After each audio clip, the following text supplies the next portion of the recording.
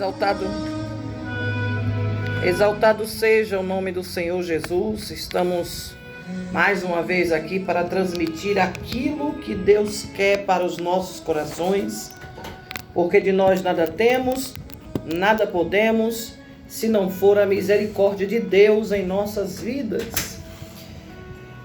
Como está em Lucas, capítulo 9. Lucas, capítulo 9, versículo 59 em diante, diz assim: E disse ao outro: segue-me. Mas respondeu o Senhor: deixa que primeiro eu vá enterrar meu pai. Mas Jesus observou: deixa os mortos enterrar os seus mortos. Porém tu vai e anuncia o reino de Deus. Disse também outro: Senhor, eu te seguirei, mas deixa-me despedir primeiro dos que estão em minha casa.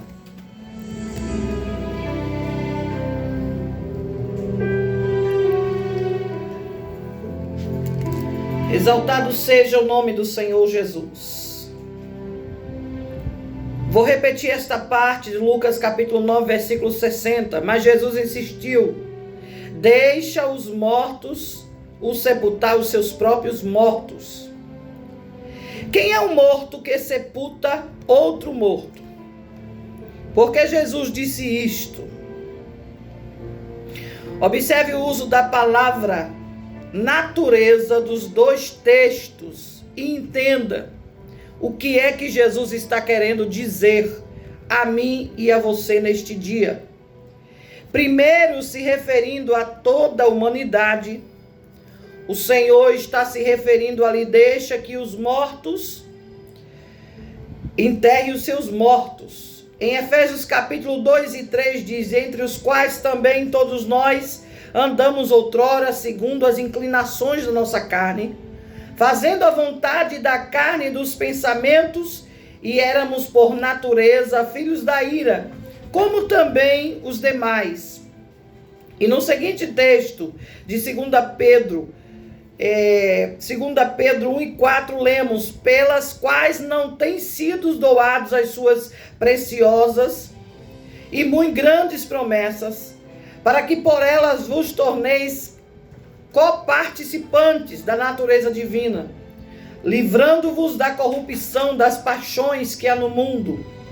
Em ambos os textos citados, a palavra natureza vem do original grego physis, pronúncia physis, que significa condição de origem de nascimento. No texto de Efésios 2 e 3, vemos a indicação da natureza terrena, herdada por Adão. E no de 2 Pedro 1 e 4, a natureza divina, que é obtida pelo novo nascimento, ou como também é designado a regeneração do Espírito Santo. Assim, por nascimento natural, estamos entendendo hoje que o homem está desprovido, está impossibilitado de qualquer tipo de comunhão com Deus. Enquanto permanecer natural, ou como também designado na Bíblia por carnal, não tem como se tornar filhos seguidores de Deus. Daí vem aquela situação onde o Senhor disse a Nicodemos que o que é nascido da carne é carne, ou seja, o homem natural não pode gerar de modo nenhum o homem espiritual, que é a natureza de Deus. Daí a necessidade do homem nascer de novo, do Espírito Santo descer na água e no Espírito ele nascer de novo, para que possa ter gerado nele a natureza divina, pela qual poderá agradar a Deus e ter comunhão com ele.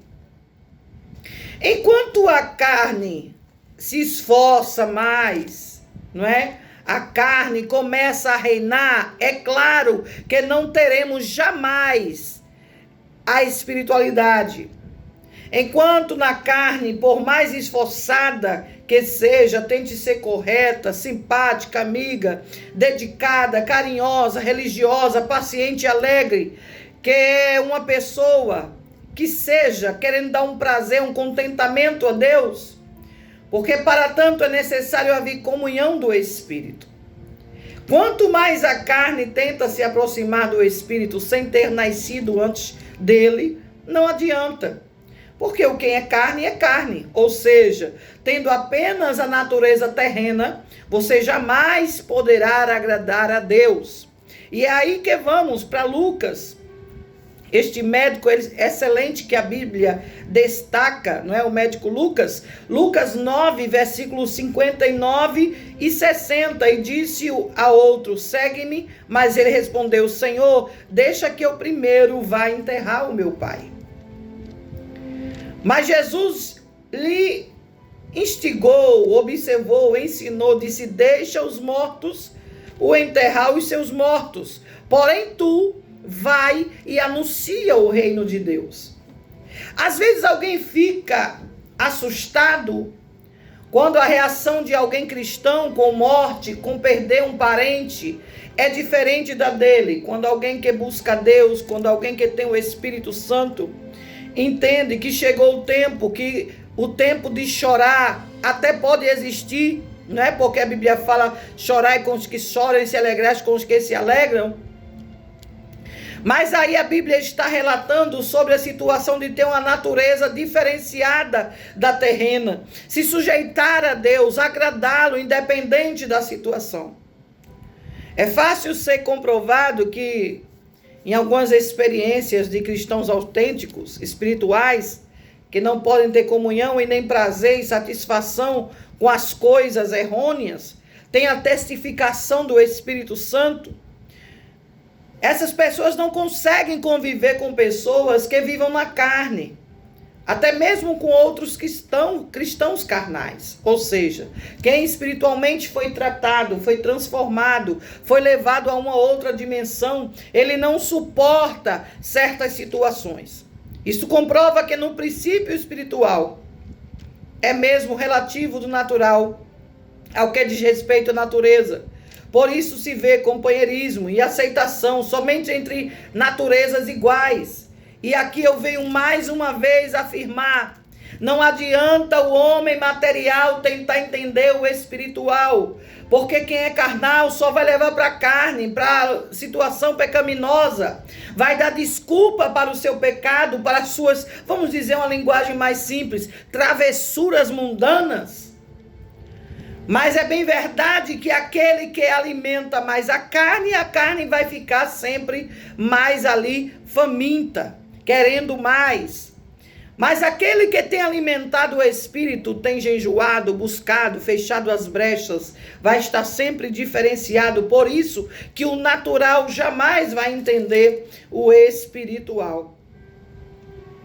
É importante que você entenda que a águia é diferente do urubu. É ou não é? A águia tem uma visão, ela mesmo procura a sua caça, ela come daquilo que é mais natural. O urubu não. O urubu, ele pega o que está de resto, o que está lá morto, o que já é cadáver, o que já cheira mal. Preste bem atenção, porque o Senhor, ele te deu visão de águia. O Senhor está procurando pessoas que querem sair da natureza humana e entrar na natureza espiritual. Porque muitos, humanamente falando, não sabem, estão até vivos. O corona nem o matou, nem muito menos qualquer tipo de enfermidade, mas ele está com uma morte muito mais perigosa, uma morte que vai sobressair desta terrena. Ele está com uma morte que precisa ser curado, que é aquela determinada morte espiritual. Ou seja, é necessário você entender algumas diferenças para que haja separação. Já falei agora sobre a diferença da águia e do urubu, como é que voa, como é que caça. A águia voa alto, enxerga bem. O urubu só pega o que está no chão, o resto, aquilo que é cadáver. Você vai ver várias diferenças entre cães e gatos, zebras e leões. Por que você está falando isso, missionária Milka? Por uma questão simples. Nós queremos relatar para você a diferença que há na natureza terrena para a espiritual.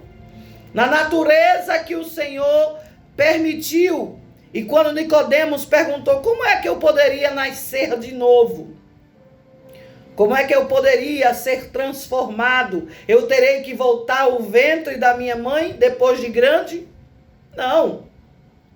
Tem que nascer da água e do Espírito. É um nascimento novo, não é mais aquela velha e terrena vida. Pelo contrário, você vai viver no Espírito.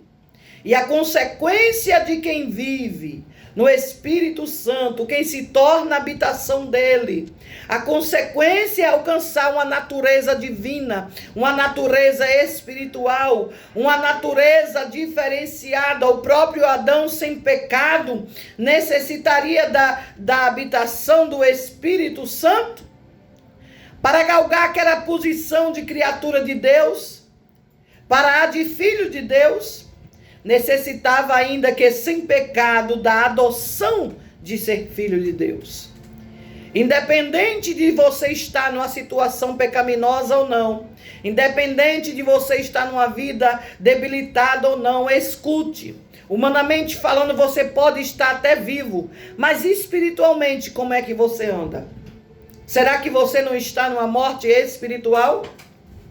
Que não está entendendo que é necessário você entender que tem que sair dessa situação que você entrou como Adão que pecou, e o pecado chegou ao mundo, e toda a descendência está sujeita ao pecado. O homem já nasce com a concupiscência do erro, do pecado.